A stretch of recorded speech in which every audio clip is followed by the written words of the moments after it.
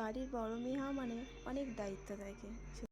আজ আমাদের বাড়ি অনেক অতিথি আসবে, তাই আমি তাড়াতাড়ি করে ঘরটা মুছে নিচ্ছি। আর আমি লাঠি দিয়ে মুছলাম না, হাতে মুছলেই ভালো হয়। তারপর চলে এলাম পান্তা খেতে, বোন আমি আর দিদির ছেলে। পান্তা ভাত খেয়ে চলে এলাম স্নান করতে। স্নান সেরে চলে গেলাম ঠাকুর ঘরে। গাছে থেকে একটা পেয়ারা পেড়ে আনলাম, কারণ গোটা ফুলে ভোগ দিতে হবে, এখনও আমার সুচু আছে। আর তারপর আমি প্রদীপটা রেডি করে দিয়ে দিলাম। তারপর ফুলের ঝুড়িগুলো কেটে দিলাম। আর আমাদের বড় ফ্যামিলি বা আমাদের গায়েন পাড়াটা যেটা বলতে পারো অনেক বড়, একদিন এটা অন্য ভিডিওতে বলবো। তারপর আমি ফুলগুলো দিয়ে সাজিয়ে দিলাম। ধূপকাঠিটা বাড়ন্ত হয়ে গেছিলো। এবার ঠাকুর ঘরে আমার কমপ্লিট। তারপর চলে গেলাম রান্নাঘরে।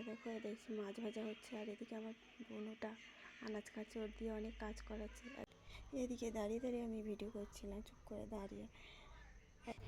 মা গেছিলো বাগানে, তাই আমরা তিনজনেই মিলে সব কিছুটা সামলালাম।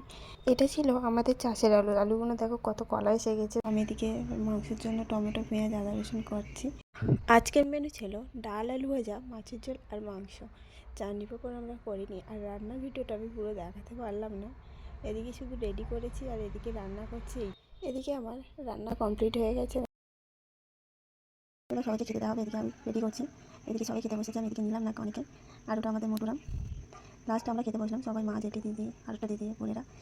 এদিকে অনেকটা দেরি হয়, আমার খুব খিদে পেয়েছিল। আমি তাড়াতাড়ি ঠাকুরকে দিয়ে আমি খাওয়া শুরু করে দিয়েছি। আজকে ব্লগটা কেমন হয়েছে বলবেন। তার লাস্ট ছিল আমাদের থানসা